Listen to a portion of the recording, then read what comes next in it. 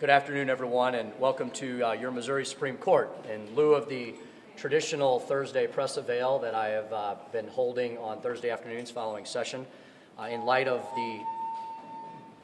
the ongoing investigations and allegations surrounding the Department of Revenue, CCW information, and other private information that is safeguarded by our Department of Revenue on behalf of our Missouri citizens, and especially in light of the new information and allegations that have come out today directly from Governor Nixon's administration as to the admission that the entire CCW list has been turned over to federal authorities, I believe on 2 different occasions. We decided to have the press conference over here for the purpose of calling upon our Attorney General, Koster, to immediately appoint an independent investigative committee to look into the very serious allegations surrounding sensitive information that is currently being stored by our own Department of Revenue. These allegations, as I mentioned, have recently intensified. They have received national attention, both in radio and television, and on various high-level internet sites that cover these types of stories, covering the recent admission by the Highway Patrol that they have requested a list of all Missourians who have concealed carry permits from the Department of Revenue and sent that list directly to the federal government. It should be very clear that under current Missouri law, which I am sure Governor Nixon, who was the former Attorney General of our state for 16 years, and current Attorney General Koster are very much aware of, those names on concealed carry permits are confidential under Missouri law. That is plain black-letter law. The people of our state deserve answers to this. This is something that has been going on now for weeks, if not months. Both the House and the Senate have been investigating this in many different ways, and I want to commend all of the leadership of the House and the Senate for their careful and analytical approach to this. As I mentioned on the House floor today, as we were proceeding to pass Representative Todd Richardson's bill, which is an attempt to look into a solution to this problem, not simply to complain about it. Folks, this is not partisan. This is not political. It's about privacy. It's about protection, and it's about people's rights, every Missourian's rights. As Representative Chris Kelly mentioned, this is not only about concealed carry protection, which he said some of his citizens appreciate, some may not think about a whole lot, but he said it affects all of his citizens because it's about their private information. So I'm happy to say this is very bipartisan, and it's very much an issue to the entire General Assembly. In backing up, this issue was first brought to my attention, and I believe brought to the state of Missouri's attention, by our own Lieutenant Governor, Peter Kinder, who has joined me here today. It was several months ago when I was driving to Jefferson City. Governor Kinder contacted me and asked me if I'd like to join him in a press conference with prosecuting attorney Russ Oliver from Stoddard County, who was also involved at the very beginning to investigate these allegations. I want to commend our Lieutenant Governor for bringing this issue to all Missourians and exposing the issue and allowing us the opportunity to investigate it. Thank you, Governor Kinder. Thank you.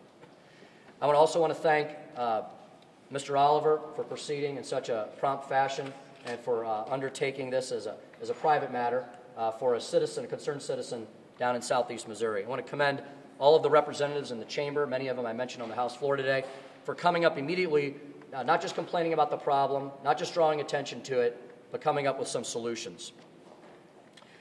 We now have information before us that the very private information I've mentioned has been handed over to the federal government in clear violation of state statute. I believe that Attorney General Koster should immediately appoint an independent investigative committee to look into this scandal. This has precedent.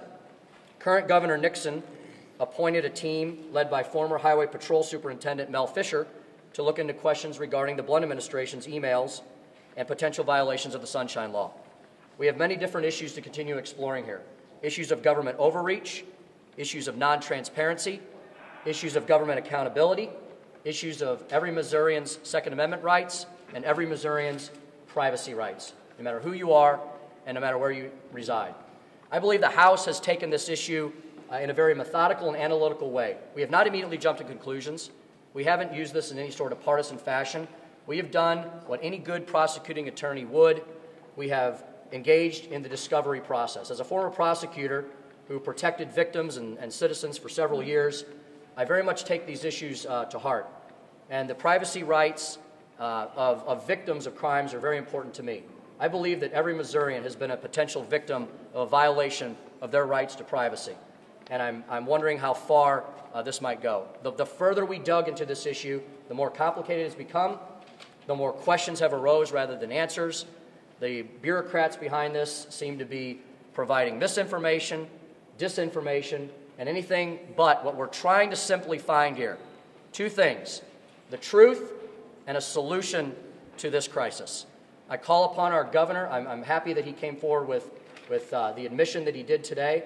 I ask him to immediately look into this and engage with the legislature in finding a solution to this problem and finding out exactly what the DOR's culpability is with this. And I call upon our Attorney General, as the chief law enforcement officer of this state, to immediately commence the Independent Investigatory Committee. In the House, we have acted in that similar fashion. As a former prosecutor, I appointed several of our caucus members, my assistant prosecutors in this matter, to look into this issue, just commence discovery, come up with the truth, and come up with solutions. Finally, Representative Jay Barnes approached me today. As you know, he is the chairman of our Government Accountability and Oversight Committee. Jay Barnes also has approached us in a very methodical way and is not heading to knee-jerk reactions. He said to me today, "Speaker Jones, I believe it's time for my committee to act." I've asked Representative Barnes to begin and commence an investigation of his own through the Government Accountability and Oversight Committee, and if necessary, I will grant him any requested and necessary subpoena powers. We're happy to entertain any questions at this time. Starting with a legal question, doesn't the Attorney General already have a conflict of interest because he's representing the Revenue Department in Mr. Oliver's suit in southeast Missouri? If he has that conflict, can he appoint the panel that you've asked him to appoint? I'll ask Governor Kinder and Mr. Oliver to comment on that, and then I'll follow up with anything that needs to be added. I'm pretty certain that it's clear that Attorney General Koster is not representing the Department of Revenue.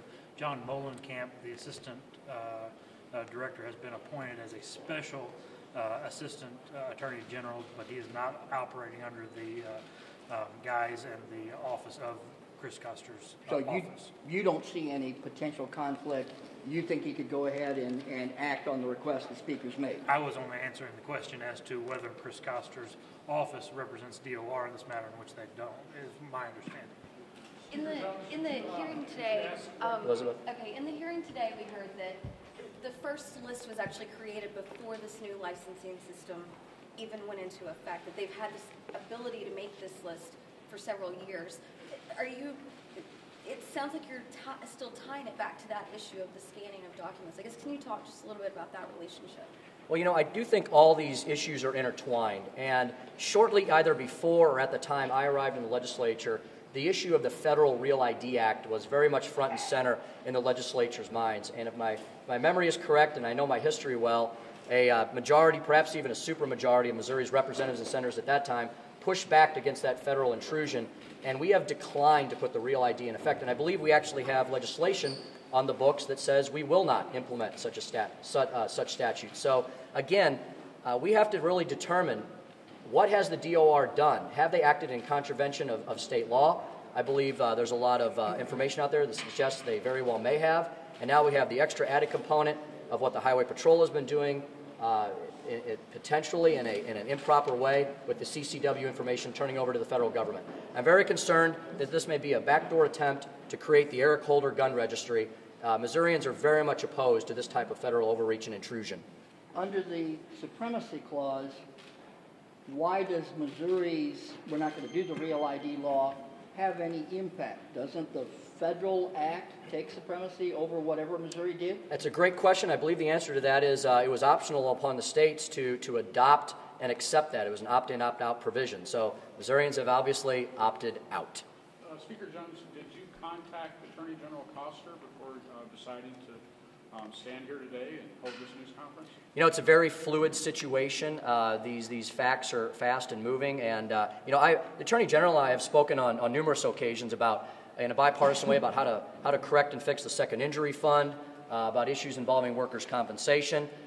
He has my cell phone number. I have his. He's welcome to contact me at any time. This has been an ongoing issue. We have commented frequently on this issue. We've heard no comment from the Attorney General. As the Chief Law Enforcement Officer, I think he needs to weigh in at this But point. this is the first time, you're now asking him to act. So wouldn't it have been a stronger event here today if you had called him up and discussed what you wanted him to do and he had agreed to do it already? I would welcome a discussion with him at any time. If you can have him give me a ring, I'll be happy to talk to him. Why didn't you initiate that call? I'll be happy to talk to the Attorney General at any time. So you have not talked with him yet? I have not spoken with him directly yet, no. And you said that this is clearly a bipartisan effort. You referenced Mr. Kelly. I don't see any Democratic representatives here. So